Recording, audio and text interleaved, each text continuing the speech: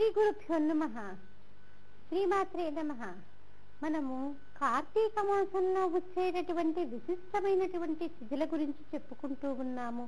మరి కార్తీక మాసంలో కాలభైరవాష్టమి తర్వాత వచ్చేటటువంటిది ఏకాదశి తిథి. ఈ ఏకాదశి తిథి రోజు అప్పటి వరకు అంటే ఆషాఢంలో నిద్రించినటువంటి విష్ణుమూర్తి ఈ ఏకాదశి రోజు నిద్రలేస్తాడు అంటే మనకు ఒక సందేహం కలుగుతుంది. అదేంటండి, దేవుడు కూడా మనలాగా నిద్రపోతాడా అన్నటువంటి సందేహము మనకి కలిగి తీరుతుంది. అంటే భగవంతుడు కూడా నిద్రించేది మనలాగా తామసిక నిద్ర కాదు. ఆయన మనలో ఉన్నటువంటి ఉపాసనని గమనిస్తూ ఉంటాడు. నిద్రాముద్రామఖిల జగతి రక్షణే జాగరూకం అంటూ భగవంతుడు కూడా ఏం చేస్తాడు, ఈ జగత్తుని రక్షించటం కోసం ఎవరెవరి ఉపాసన ఎంతవరకు ఉందా అన్నటువంటిది ఆయన గమనిస్తూ ఉంటాడు. ఆయన అలా గమనిస్తూ ఆషాఢంలో నిద్రించినటువంటి ఆ విష్ణుమూర్తి కార్తీక మాసంలో వచ్చినటువంటి ఏకాదశి తిథి రోజు నిద్రలేచి ద్వాదశి రోజు బృందావనంలోనికి ప్రవేశిస్తాడు. మరి బృందావనం అనగానే మనకి గుర్తుకొచ్చేదేంటి? తులసి గుర్తుకొస్తుంది. మరి విష్ణుమూర్తి తులసిలోకి ప్రవేశించగానే మనం ఏం చేస్తాము, ఒక పెద్ద ఉత్సవం లాగా మనం ఇళ్లలో కూడా ఏం చేస్తాము, ఆ యొక్క తులసి చెట్టులో ఉసిరిక కొమ్మని పెట్టి మనము ఆరాధన చేస్తాము. వారిద్దరికీ కూడా కళ్యాణం కూడా చేస్తూ ఉంటాము. ఇలా కళ్యాణం చేసి ఈ రెండు చెట్లని ఒక దగ్గర పెట్టి లక్ష్మీ విష్ణుమూర్తులుగా మనము లక్ష్మీ నారాయణులుగా భావన చేస్తూ కళ్యాణం చేస్తాము. నిజానికి తులసి చెట్టుకి చాలా ప్రాధాన్యత ఉంది అండి. మనము ఎన్నో రకాలైనటువంటి అంటే మనకి నిత్య దైనందిక జీవితంలో ఏర్పడేటటువంటి అనేక సమస్యలకి ఈ తులసి మనకి చాలా వరకు పరిష్కారంగా ఉపయోగపడుతూ ఉంటుంది. నిజానికి ఎవరైనా పిల్లలు మాట వినకుండా చాలా మొండిగా ఉంటూ అసలు పెద్దలని ధిక్కరిస్తూ మాట్లాడుతూ ఉన్నారనుకోండి, అలాంటి వారి యొక్క ప్రవర్తనలో తేడా రావాలి అంటే మార్పు వచ్చి వారు కూడా శభాష్ అనిపించుకోవాలంటే మనం ప్రతి బుధవారము కనుక ఆ తులసిని ఎర్రటి పూలతో కనుక మనము అష్టోత్తర శతనామాలతో కనుక మనము అర్చన చేస్తే పిల్లలు తప్పకుండా మన మార్గంలో నడుస్తారు. కాబట్టి ఎవరికైతే వారి పిల్లలు సరైనటువంటి మార్గంలో ఉండాలి, మనం చెప్పినట్టు పెద్దలను చెప్పినట్టు పిల్లలు వినాలంటే ఇదేదో ఒక శాసనంగా కాదు, ఒక పరిపాలించటం కాదు. తల్లిదండ్రి కోరుకునేది ఏంటి, పిల్లలు మంచి అభ్యున్నతిలో ఉండాలని, చక్కటి పేరు ప్రఖ్యాతులు తెచ్చుకోవాలని తల్లిదండ్రి కోరుకుంటూ ఉంటారు. మరి అలాగ పిల్లలు ఉండాలి అంటే ప్రతి బుధవారము కనుక మనము ఇలా ఎర్రటి పూలతో గులాబీ పూలు అయి ఉండొచ్చు, మందార పూలు అయి ఉండొచ్చు, ఎన్ని దొరికితే అన్ని పూలతోటే కనుక మనం ఆ తులసీదేవిని అష్టోత్తర శతనామాలతో కనుక మనము అర్చన చేస్తే తప్పకుండా ఆ పిల్లలు సరైనటువంటి మార్గంలో ఉంటారు. అలాగే మనము ఈ తులసిని అనేక సందర్భాలలో అనేక కార్యక్రమాలలో మనం ఉపయోగిస్తూ ఉంటాం. నిజానికి మనకి జంట నగరాల్లో ఏంటి, ఎవరైతే నిత్యం అగ్నిహోత్రం చేస్తూ ఉంటారో వాళ్ళకి మడి నీళ్లు తప్పకుండా ఉండాలి. ప్రతినిత్యము కూడా వాళ్ళు మడినీళ్లు పట్టుకుంటూ ఉంటారు. మరి ఇప్పుడు మనకి రోజుడికి రోజు వస్తుంటాయి మంచినీళ్లు. మరి అలాంటి సందర్భంలో మడి నీళ్లు అంటే ఏ రోజు నీళ్లు ఆ రోజే పట్టుకోవలసినటువంటి పరిస్థితి. మరి ఈ ఆధునిక యుగంలో ఈ అపార్ట్మెంట్ కల్చర్ పెరిగిపోయినటువంటి ఈ రోజుల్లో ప్రతిరోజు మనం పట్టుకున్నట్టే ఆ మడి నీళ్లు ఉండాలి అంటే మనము ఈ రోజు పంపొచ్చినప్పుడు నీళ్లు పట్టుకొని రేపు ఎల్లుండి వాడుకోవడానికి కనుక అందులో తులసి దళాలేస్తే చాలు, అవి ఎప్పటికీ కూడా ఈ రోజు పట్టుకున్నట్టుగానే మనకి శాస్త్రం చెప్తుందంటే ఏంటి, తులసి దళం వేస్తే చాలా ఆ నీళ్లు పవిత్రమైపోతాయి. ఎప్పుడు మడితో పట్టుకున్నట్టుగానే ఆ నీళ్లు ఉంటాయి. అంటే తులసికి అంతటి ప్రాధాన్యత ఉంది. తులసి అంటే ఎవరో కాదండి, సాక్షాత్ లక్ష్మీదేవే. మనకి క్షీరసాగర మథనం జరిగినప్పుడు లక్ష్మీదేవితో పాటు ఆ తల్లి కూడా ఉద్భవించింది. అలాగే కృష్ణ పరమాత్మని ప్రేమించినటువంటి రాధాదేవి ఎంతలా ప్రేమించిందో, ఎంతలా ఆరాధన చేసిందో. అంటే ఇక్కడ మళ్ళీ ప్రేమ అనేసరికి ఇప్పుడు మనం మామూలుగా సినిమాల్లో నాటకాల్లో చెప్పుకునేటటువంటి ప్రేమ కాదు. ఎంతలా రాధాదేవి కృష్ణ పరమాత్మని ఆరాధన చేసిందో అంతలా ఈ తులసి కూడా ఆరాధన చేసింది, అంతలా నారాయణ్ణి ఇష్టపడింది. అందుకనే మనం ఈ ద్వాదశి రోజు ఏం చేస్తాము, లక్ష్మీనారాయణులుగా తులసీదేవిని అలాగే ఆ ఉసిరిక కొమ్మని పెట్టి మనం కళ్యాణం చేస్తూ ఉంటాము. ఈ కళ్యాణం చేసి అక్కడ అనేక రకాలైనటువంటి గుత్తి దీపాలని మనం వెలిగిస్తాము. అలాగే ఈ తులసీ దళాలతోటి ఎవరికైతే ఉద్యోగం లేక ఇబ్బంది పడుతూ ఉన్నారో, అంటే ఉద్యోగం పురుష లక్షణం అని మనం పోయి శాస్త్రం చెప్తోంది, కానీ ఇప్పుడు ప్రతి ఒక్కరికి కూడా ఉద్యోగం అవసరమేనండి. ఎందుకు, ఒక ఇంట్లో భార్యాభర్తలు ఇద్దరూ కూడా సంపాదిస్తేనే కానీ వాళ్ళు ఆనందంగా గడపలేనటువంటి పరిస్థితులు ఇప్పుడు వచ్చేసాయి. మరి అలాంటి సందర్భాల్లో వారు చాలా హాయిగా ఉండాలి అంటే ప్రతి ఒక్కరికి కూడా ఉద్యోగం తప్పకుండా ఉండాలి. మరి చాలా మందికి వారి అనుకున్నటువంటి ఉద్యోగాలు రాక ఎన్నో రకాలైనటువంటి సమస్యల్ని వాళ్ళు ఎదుర్కొంటూ ఉంటారు. అలాంటి వారు ఎవరైతే దీక్షగా ఒక 41 రోజుల పాటు శివుడిని కనుక ఈ తులసి దళాలతో కనుక అర్చన చేస్తే తప్పకుండా వారికి చక్కటి ఉద్యోగం వస్తుందండి. వారిని వెతుక్కుంటూ మరి ఉద్యోగాలు వస్తాయి. మనకి ఉండాల్సిందేంటి, విశ్వాసం ఉండాలి. ఇది పెద్దలు చెప్పినటువంటి మాట, ఇది మనకి శాస్త్రం చెప్తోంది కాబట్టి ఇది చేస్తే తప్పకుండా నేను ఈ ఫలితాన్ని పొందుతాను అన్నటువంటి ఆలోచన కనుక మనకి ఉండి శ్రద్ధగా చేస్తే తప్పకుండా మనందరం కూడా సత్ఫలితాలని పొందుతాము. కాబట్టి ఎవరైతే ఉద్యోగం గురించి ఆలోచిస్తున్నారో, చక్కటి ఉద్యోగం పొందాలి అని కోరుకుంటున్నారో వాళ్ళందరూ కూడా పరమశివుణ్ణి ఈ తులసి దళాలతో కనుక అర్చన చేస్తే 41 రోజులు దీక్షగా ఎటువంటి నియమము లేదు.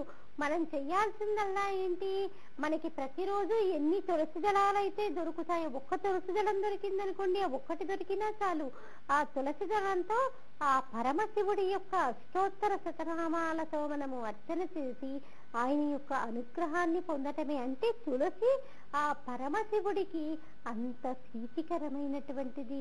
కాబట్టి మనకి ఎవరైతే చక్కటి ఉద్యోగం పొందాలనుకున్నారో ఈ పరిష్కారం ద్వారా మనము చక్కటి ఉద్యోగం పొందవచ్చు. అలాగే ఆ తులసి మాత సంతోషించే దేనికి, మనము గనక కర్పూరాన్ని కనుక ఆ తల్లికి వెలిగించి చూపించినట్లయితే ఆ తల్లి ఎంతో సంతోషిస్తుంది. ఎంతో సంతోషించి ఆ కుటుంబము సుఖ సంతోషాలతో ఉండేటట్టుగా మనల్ని ఆశీర్వదిస్తుంది. కాబట్టి వారానికి 1-2 సార్లైనా ఆ తులసి కోట దగ్గర మనము కర్పూరాన్ని కనుక వెలిగిస్తే ఆ తల్లి యొక్క అనుగ్రహానికి మనం పాత్రులమవుతాము. అలాగే ఎంతో మంది సంతానం లేక ఇబ్బంది పడుతూ ఉంటారు. ఆఖరికి భగవంతుడు కూడానండి, అంతటి రుక్మిణీదేవి కూడా వివాహమై 4-5 సంవత్సరాలైనా ఇంకా తనకి సంతానం కలగకపోయేసరికి కృష్ణ పరమాత్మతో చెప్పుకొని బాధపడేదిట. మరి ఇలాంటి విషయాలు పక్క వాళ్ళకి చెప్పుకోలేం కదా. పక్క వాళ్ళు ఓదార్చకపోగా ఏదో ఒక సూటి పోటీ మాట అని మన మనసుకి ఖేదం కలిగేటట్టుగా వారి యొక్క ప్రవర్తన ఉంటుంది. మరి పక్క వాళ్ళకి చెప్పుకోలేదు కాబట్టి భర్తకే చెప్పుకునేదిట. నేను మా అన్నదమ్ముల్ని ఎదిరించి మిమ్మల్ని వివాహం చేసుకున్నాను, వాళ్ళకి చెప్పుకోలేను నా కష్టాన్ని, మనకి ఇంకా సంతానం కలగలేదని వాళ్ళందరూ కూడా నన్ను హేళన చేస్తున్నారు. నేను చెప్పిన వివాహం కాకుండా నువ్వు నీకు తోచిన వివాహం చేసుకున్నావు కాబట్టి నీకు తగిన శాస్తి అయింది అంటూ మా పెద్దలు నన్ను అంటున్నారు. నాకు సంతానం లేక చాలా బాధగా ఉంది అని కృష్ణ పరమాత్మతో చెప్పుకుంటే కాశీ క్షేత్రంలో ఉన్నటువంటి విష్ణీశ్వర శివలింగానికి కనుక సహస్రనామాలతో తులసి దళాలతో కనుక మనము శివుడికి కనుక సహస్రనామాలతో పూజిస్తే తప్పకుండా వారికి సంతానం కలుగుతుంది. ఆ రుక్మిణీదేవి కూడా ఆ కాశీ క్షేత్రంలో ఆ పరమశివుణ్ణి సహస్రనామాలతో ఈ తులసి దళాలతో అర్చన చేసి తనకి కుమారులని పొందింది. కాబట్టి ఎవరైతే సంతానం కావాలని కోరుకుంటున్నారో అలా కాశీ క్షేత్రానికి వెళ్లి తులసి దళాలతో సహస్రనామార్చన చేసుకున్నప్పటికీ కూడా వారికి చక్కటి సంతానం కలుగుతుంది. నిజానికి కొన్ని సందర్భాల్లో చూడండి, వైద్య శాస్త్రం కూడా వారికి ఇక సంతానం కలగదని తేల్చి చెప్పేస్తుంది. కానీ ఎన్నో రకాలైనటువంటి అద్భుతాలు జరిగి వారు సంతానవంతులవుతారు. నిజానికి అలాంటి వారి యొక్క ఆనందము మనం వర్ణించగలుగుతామా? కాబట్టి తులసి అంటేనే ఎవరు? మనకి సౌభాగ్యాన్ని, సంతానాన్ని అనుగ్రహించేటటువంటి తల్లి. కాబట్టి ప్రతి ఇంటా కూడా ఈ తులసి మొక్క తప్పకుండా ఉండి తీరాలి. ఈ తులసి మొక్క ఉండాలి. ప్రతి నిత్యము కూడా ఉదయము సాయంకాలము ఆ తులసమ్మ దగ్గర తప్పకుండా మనము దీపారాధన చెయ్యాలి. అందున ఈ కార్తీక మాసంలో తప్పకుండా ఇవి వెలిగించాలి. ఒకటి, మనలో ఉన్నటువంటి జీవుడు అభ్యున్నతిని పొందటం కోసం, అలాగే మనలో ఉన్నటువంటి జీవుడు అభ్యున్నతి పొందటం కోసమే కాదు, సర్వ జీవులకి కూడా అభ్యున్నతిని కలిగించటం కోసం, సర్వ జీవులు కూడా మనం చేసేటటువంటి పని వల్ల ఉపకారాన్ని పొందటం కోసం ఇలాంటి రకాలైనటువంటి పూజలు మనము చేస్తూ ఉండాలి. మనకి పెద్దలు ఏది చెప్పినప్పటికీ కూడా ఏదో తృణప్రాయంగా చెప్పలేదండి. వేదం సమ్మతించింది, మనకి ఋషులు తెలియజేశారు అంటే దానికి వైజ్ఞానికంగా కూడా ఎన్నో రకాలైనటువంటి నిరూపణలుంటాయి. మనం ఈ చిలుక ద్వాదశి రోజు ఏం చేస్తాము? ఉసిరికాయల మీద దీపాలను వెలిగిస్తూ ఉంటాము. ఇలా దీపాలను వెలిగించినప్పుడు మనం దీపాలని నువ్వుల నూనెతో కానీ పెడతాము, లేకపోతే ఆవు నెయ్యితో కానీ పెడతాము. ఇలా వెలిగించినప్పుడు ఉసిరికాయల మీద పెట్టినటువంటి దీపాల నుంచి వచ్చేటటువంటి పొగని పీల్చటం వల్ల అనేక రకాలైనటువంటి హృదయ సంబంధమైనటువంటి వ్యాధులు నివారింపబడతాయి. పైగా ఈ ఏకాదశి రోజు మనం పూర్తిగా ఉపవాసం చేసి ద్వాదశి పాలన చేసేటప్పుడు తప్పకుండా మనం ఉసిరికాయ పచ్చడిని తింటాం. అందున మనకి అమ్మవారు ప్రకృతి స్వరూపిణి కాబట్టి ఆ తల్లి మనకి ఎప్పుడెప్పుడు ఆ తల్లి ప్రకృతి రూపంలో మనకి అవసరమో ఆ సమయంలో ఆ తల్లి వచ్చేస్తూనే ఉంటుంది. వసంత ఋతువులో ఆ తల్లి వేప పువ్వు రూపంలో వస్తుంది. మరి ఈ కార్తీక మాసంలోనేమో ఈ కార్తీక మాసంలో ఆ తల్లి ఉసిరికాయల రూపంలో వస్తుంది. ఉసిరికాయల రూపంలో వచ్చి మనల్ని అనుగ్రహిస్తుంది. అందుకని ప్రతి ఒక్కరం కూడా ఈ ద్వాదశి రోజు తప్పకుండా ఉసిరికాయ పచ్చడి తినడానికి కారణం అదే. ఎవరైతే, ఏ స్త్రీ అయితే భర్త యొక్క ఆరోగ్యాన్ని దృష్టిలో పెట్టుకొని నా భర్త ఆరోగ్యంగా ఉండాలి అని కోరుకుంటూ ఉంటుందో వాళ్ళు ఈ చలికాలం అంతా కూడా తప్పకుండా భర్తకి మొదటి ముద్దలో ఈ ఉసిరికాయ పచ్చడి వేసినంత మాత్రాన వారికి హృదయ సంబంధమైనటువంటి వ్యాధులేవి రాకుండా, అంటే ఇది చలికాలం తీవ్రమయ్యేటటువంటి రోజులు కాబట్టి ఈ సమయంలో అంటే చాలా జలుబు, దగ్గు, శ్లేష్మము ఇలాంటి ఊపిరితిత్తులకి సంబంధించినటువంటి వ్యాధులు ప్రబలంగా పెరిగేటటువంటి రోజులు కాబట్టి ఈ సమయంలో కనుక ఉసిరికాయ పచ్చడి కొంచెమన్నా ఒక మందులాగా కనుక తీసుకుంటే తప్పకుండా వాళ్ళు అలాంటి రుగ్మతల నుంచి బయటపడే అవకాశం ఉంది. అందుకనే ఇదివరకటి కాలంలో ఈ ఉసిరికాయ పచ్చడి ప్రతి వాళ్ళింట్లో ఉండేదండి. ప్రతి ఒక్కరూ కూడా దీన్ని తినేవారు. ఎందుకు? వారి ఆరోగ్యాన్ని వాళ్ళు రక్షించుకోవడం కోసం. పైగా చరకుడు కూడా ఏం చెప్పాడు?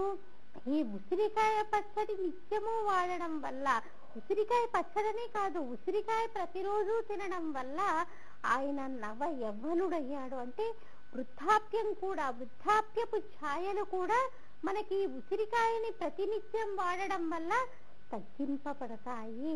కాబట్టి మనకి ఆయుర్వేదంలో కూడా ఉసిరికాయకి అత్యున్నతమైనటువంటి స్థానం ఉంది.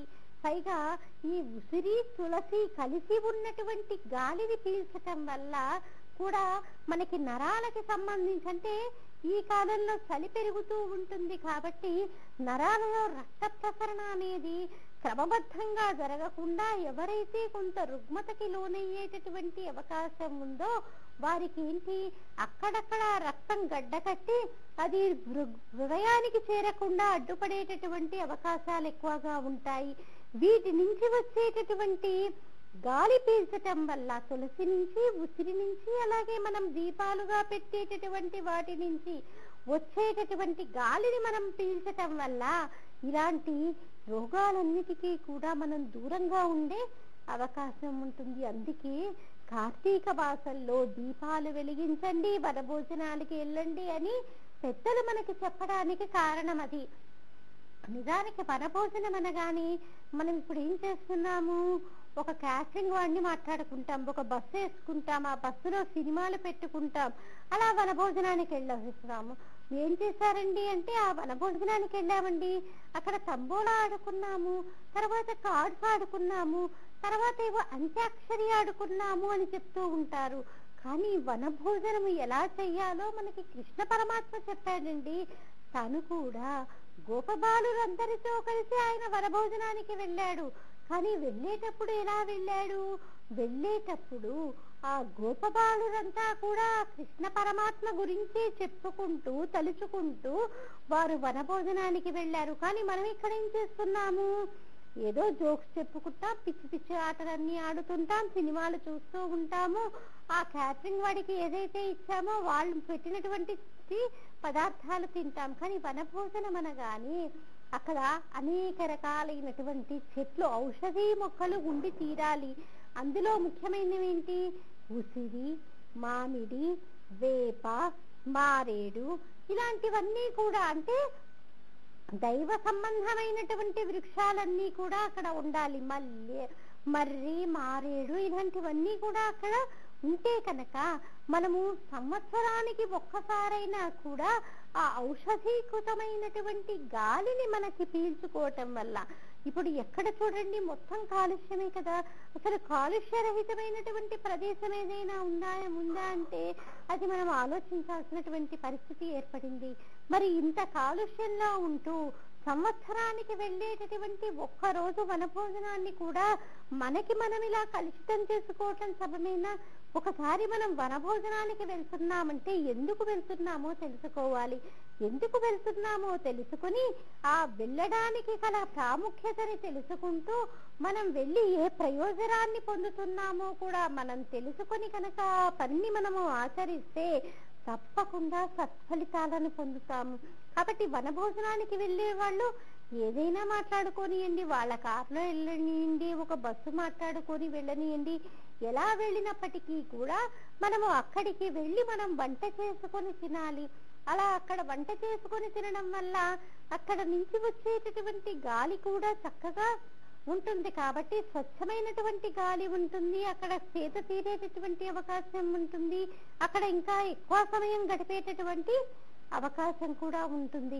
అక్కడికి వెళ్ళి మనకి చేతనైతే అభిషేకం చేసుకోవాలి. ఆ పరమశివుడు కోరుకునేది ఏంటండి, ఆ పరమశివుడు మన దగ్గర నుంచి ఏదో మణులు మాన్యాలు కోరుకోడు. మన మనసు అనేటటువంటి పుష్పంతో ఒక్కసారి ఆయన్ని ఆరాధిస్తే చాలు, ఆయన పరమ సంతోషిస్తాడు. కరస్తే మాత్రౌ గిరిశ నికటస్తే ధనపతౌ గృహస్థే సర్భూజాసురభి చింతామణి గణే శిరస్తే శీతాంశో చరణయుగళస్తే అఖిల శుభౌ కమర్థం దాస్యేహం భవతు భవదత్తం మమ మనః అంటూ మనకి శంకర భగవత్పాదుల వారు చెప్పారు. ఆ పరమశివుడు ఏం కోరుకుంటాడు, మన మనస్సుని కోరుకుంటాడు. పోనీ ఆయనకి ఏదైనా బంగారం ఇస్తామండి అంటే కరస్తే హేమాద్రో, ఆయన చేతిలోని ఒక బంగారు శిఖరం ఉంది. ఇక మనం ఇచ్చే తులం బంగారమే పాటిది, ఆయన చేతిలోనే బంగారపు కొండ ఉండగా. అలాగే కరస్తే హేమాద్రో గిరిశ నికటస్తే ధనపతౌ, ఓన్లే ఆయనకి ఏదైనా చిల్లర ఖర్చులు అవసరం వస్తాయేమో అంటూ మన దగ్గర ఉన్నటువంటి డబ్బు ఏదన్నా ఇద్దామంటేట ఆయన కుబేరుట్ట ఎన్నో యుగాల పట్టి పరమశివుడు కనుసన్నల కోసం ఆయన యొక్క కంటికి కనిపించేటట్టు, ఆయన కంటికి కనిపించకపోతే మళ్ళీ నన్ను అడగకుండా ఇంకెవరినైనా అడుగుతాడేమోనని ఆయన పరమశివుడి యొక్క కంటికి కనిపించేటట్టుగా కుబేరుడు ఆయన కనుసొల్లల్లోనే ఉంటాట. ఆయనకి ఎప్పుడేం అవసరం వస్తుందో ఒక్కసారి కనుసైగ చేస్తే ఆయన ఐశ్వర్యాన్ని ఇద్దామని ఆయన నవనిధులకి అధిపతి అయినప్పటికీ కూడా కుబేరుడు పరమశివుడికి కనిపించేటట్టుగా ఆయన కనుసన్నల కోసం ఎదురు చూస్తున్నట్టుగా ఆయనకు కనిపించేటట్టు నుంచుంటాడు. కాబట్టి ఇక మనం ఆయనకి ఇచ్చేదేముంది? కరస్తే హేమాద్రౌ గిరిశ నికటస్థే ధనపతౌ గృహస్థే సద్భూజా సురభి చింతామణి గణే. పోనీ ఆయనకి ఇంకేమైనా మనం ఇద్దామా అంటే ఆయనే చింతామణి పాణిగ్రాహి. ఆయన ఉండేదే చింతామణి గృహంలో ఉంటాడు. అసలు చింతామణి అంటేనే ఏంటి? మనం చింతించినంత మాత్రాన ఈరోజు నేను ఇది చెయ్యాలి అని ఆలోచన రావటమే తడవు. మనకు అవన్నీ అమర్చి పెట్టేది చింతామణి. మరి ఆయన ఎవరు? ఆ చింతామణి పాణిగ్రాహి, ఆ తల్లి యొక్క చెయ్యి పట్టుకున్నటువంటి వాడు. ఆయన ఉండేది చింతామణి గృహంలో. ఇక నేను ఏమి ఇవ్వగలను? అలాగే ఇంకేమైనా ఆయనకి చల్లదనాన్ని అనుగ్రహిద్దామా? కాలాన్ని ఆయనకి దరిచేరని కంటే కాలాతీతుడు కాబట్టి ఆయన ఇంకా మనం ఏమన్నా ఇస్తామంటే శిరస్తే సీతాంశో చరణ యుగళస్తే అఖిల శుభో.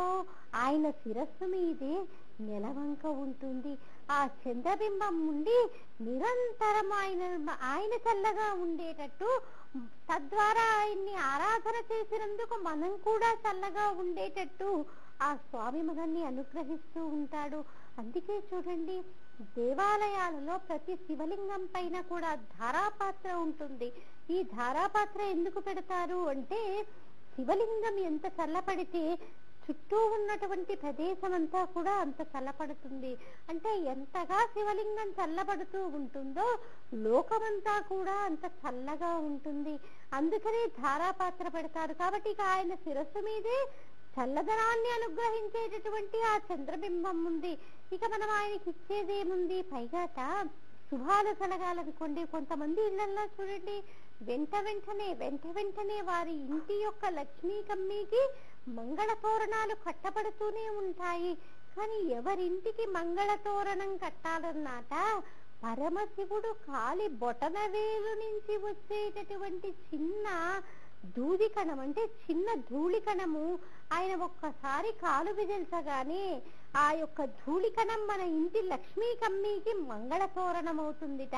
కాబట్టి మనం ఆ పరమశివుణ్ణి పట్టుకుంటే చాలు, మన ఇంటి లక్ష్మీ కమ్మీకి మంగళ తోరణాలు వాటంతటవే పట్టుకుంటాయి. మరి ఇక నేను ఆయనకి ఇచ్చేదేముంది? కమర్థం దాసీహం భవతు భవదర్థం మమ మనః. స్వామి నేను నీకు ఇంకేమీ ఇయ్యలేనయ్యా, కానీ నేను కోరుకునేది ఏంటో తెలుసా? నిరంతరం ఎల్లప్పుడూ కూడా నా మనసు నీ పాదాల వైపే ఉండేటట్టుగా, నిన్నే స్మరించేటట్టుగా, నీ మీదే ధ్యాస ఉండేటట్టుగా నన్ను అనుగ్రహించు తండ్రి అంటూ మనం ఆ పరమశివుణ్ణి వేడుకుంటున్నాం. అంటే మనకి శంకర భగవత్పాదుల వారు ఏం చెప్పారు? ఆయనకి ఏమీ ఇవ్వక్కర్లేదయ్యా, నువ్వు ఇయ్యాల్సిందేంటి? నీ మనసుని ఆయన పాదాల చెంత పెట్టు. నిరంతరం ఆయన్నే స్మరించేటట్టుగా, ఆయన యొక్క అనుగ్రహం కోసం నీ మనసు తాపత్రయపడేటట్టుగా నువ్వు ఆయన్ని వేడుకో అని తెలియచేయటానికే మనకి శంకర భగవత్పాదుల వారు ఇంతటి అద్భుతమైనటువంటి శ్లోకాన్ని మనకి అనుగ్రహించారు. ప్రతినిత్యము ఒక్కసారి తనివి తీరా ఈ శ్లోకాన్ని చదువుకున్నా చాలండి, మన మనసు మెల్లిమెల్లిగా ఆ స్వామి పాదాల వైపుకి మరలి తీరుతుంది. అలాగే మనము సామూహికంగా కాత్యాయని వ్రతాలని ఈ మార్గశీర్ష మాసంలో వచ్చేటటువంటి చివరి మంగళవారం రోజు నిర్వహిద్దామనుకుంటున్నామమ్మా. ఎవరైతే ఈ కాత్యాయని వ్రతాలు చేసుకుంటారో వారికి త్వరగా వివాహ యోగ్యత అనేది సిద్ధిస్తుంది. ఎవరెవరికైతే జాతకంలో వివాహానికి ఆటంకంగా దోషాలున్నాయో అవన్నీ కూడా తొలగింపబడతాయి. పైగా తుజ దోషం కూడా నివారింపబడుతుంది. ఈ కాత్యాయని వ్రతం గురించి ఆసక్తి ఉన్నటువంటి వారు సంప్రదించాల్సినటువంటి టెలిఫోన్ నెంబర్ 8125512611 సంప్రదించగలరు. అలాగే మనం సామూహికంగా లక్షవర్తి నోముని మాఘమాసంలో పౌర్ణమి తిథి రోజున అనగా ఫిబ్రవరి 10, 11 తేదీల్లో నిర్వహిస్తున్నామండి. ఈ లక్షవర్తి నోము ప్రతి స్త్రీ కూడా ఆచరించాల్సినటువంటి వ్రతము. ముఖ్యంగా ఇది రజోదోషం పోగొట్టుకోవడానికి చేసేది. స్త్రీలు చేసేటటువంటి అనేక దైనందిక కార్యక్రమాల్లో చేసేటటువంటి అనేక తప్పులకి ఇది ప్రాయశ్చిత్తము. కాబట్టి మన పాడపడుచులందరి కోసము కూడా అతి తక్కువ వ్యయంతో ద్విగుణీకృతమైనటువంటి ఫలితాలను పొందాలని ప్రసిద్ధ పుణ్యక్షేత్రమైనటువంటి అన్నవరంలో నిర్వహిస్తున్నాము. ఆసక్తి ఉన్నటువంటి వారు సంప్రదించాల్సినటువంటి టెలిఫోన్ నెంబర్ 8125512611 సంప్రదించగలరు. ఇంకా దీనికి సంబంధించినటువంటి విషయాలు మళ్ళీ మన కార్యక్రమంలో తెలుసుకుందామమ్మా.